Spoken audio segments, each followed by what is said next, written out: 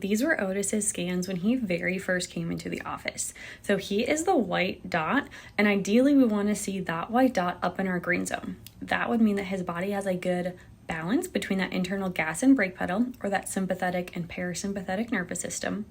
The second thing we look for is how high up or down on the graph someone is, because that tells us about their body's ability to adapt to different stressors in their life, whether they be physical, chemical, or emotional.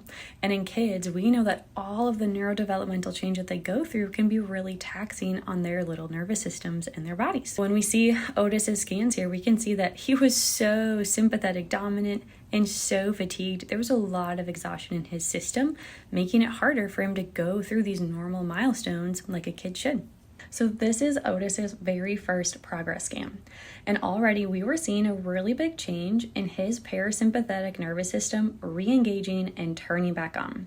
This is really setting him up for optimal development, because this is a side of the nervous system that deals with rest, digest, healing, and restoration, which is so cool. And so we see that by his white dot there coming back in closer to center, right? He's now within our normal range. His adaptability is still lower. We saw an improvement from his first set of scans, but to already see that huge change in his body's balance is just setting him up to thrive. And here are Otis's most recent set of scans, his second progress scans.